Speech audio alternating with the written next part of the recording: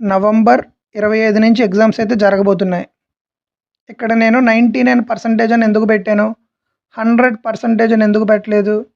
Paper standard బట్టి cut off ఉంటుంది. కాకపోతే most of the cases majority previous year పేపర్‌లో కట్ ఆఫ్‌లన్నీ వెరిఫై చేసి చెప్తున్నా 75 మార్క్స్‌కి మీరు గనక ఎగ్జామ్ రాస్తున్నారు కాబట్టి ఈ 75 మార్క్స్‌లో 60% వస్తే సరిపోతుంది. అంటే 7.5 ఇంటూ 6 ఎంత? 45 ఈ మార్కులు వస్తే సరిపోతుంది. కాకపోతే పేపర్ అనేది ఈజీగా ఉంటే ప్లస్ 10% అయినా మార్కులు కలవచ్చు. ఒకవేళ పేపర్ ఇంకా కష్టంగా ఉంటే -5% అయినా కట్ ఆఫ్ ఉండొచ్చు. So most of the cases cut off ఎంత ఉంటుందమ్మా? 45 ఉంటుంది. సో మీరు ఖచ్చితంగా 45 పెట్టి రావాలి పేపర్ ఎలా ఉన్నా కానీ. ఇకపోతే ఇంకొన్ని ఇంపార్టెంట్ విషయాలు చెప్తాను చూడండి. అంతకన్నా ముందు ఒక లైక్ చేయండి.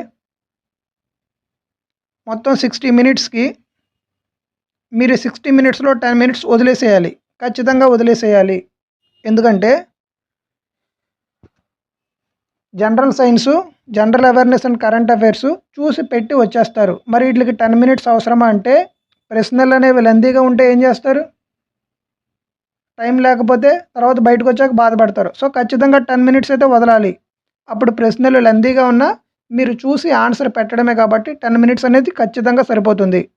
ఇకపోతే మిగతా ఒక 50 నిమిషాలు మిగులుతుంది. ఈ 60 నిమిషాల్లో 10 మినిట్స్ పోయాక ఈ 50 మినిట్స్‌లో మ్యాథమెటిక్స్, రీజనింగు 2 సార్లు చేయాలి. 2 సార్లు చేయడం ఏంటి అని మీకు అనిపిస్తే ఫస్ట్ ఎగ్జాంపుల్‌కి మ్యాథ్స్ తీసుకోండి.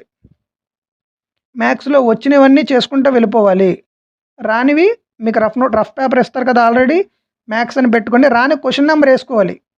సపోజ్ మీకు 9వ క్వశ్చన్ రాలేదు, 12వ క్వశ్చన్ రాలేదు, 16వ క్వశ్చన్ రాలేదు. అలా నెంబర్ వేసి వదిలేయాలి అంతే. ఇంకా అట్లా మళ్ళీ చూడకూడదు.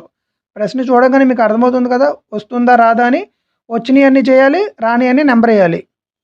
రీజనింగ్ కూడా అంతే. వచ్చినవన్నీ చేసుకుంటూ వెళ్ళిపోవాలి. రీజనింగ్లో రాని నెంబర్ వేసుకోవాలి. సపోజ్ మీకు 5వ క్వశ్చన్ రాలేదు, 7వ క్వశ్చన్ రాలేదు, 9వ క్వశ్చన్ రాలేదు. ఈ 50 నిమిషాల్లో మ్యాథ్స్, రీజనింగు ఫస్ట్ టైం ఒకసారి చేసేసాక రెండోసారి రానివి చేయాలి. అంతేగాని ముందే మీకు రాని ప్రశ్నలు మీరు అటెంప్ట్ చేస్తే టైం అయిపోతుంది. తర్వాత చాలా బాధపడతారు.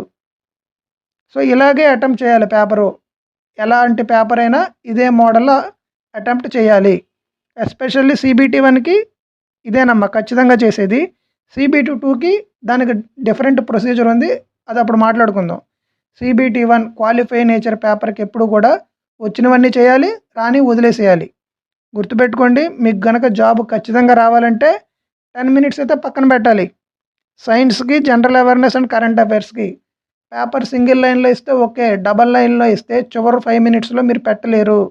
10 నిమిషాలు టైం మీకుంటే ఒకసారి చదివేసి పెట్టేసి వెళ్ళిపోతారు. నేను చెప్పేది మీకేమైనా యూస్‌ఫుల్ అవుతుందని మీరు భావిస్తే ఒక లైక్ చేయండి. నాకేమైనా చెప్పాలనుకుంటే కామెంట్ చేయండి. థ్యాంక్ యూ అమ్మా.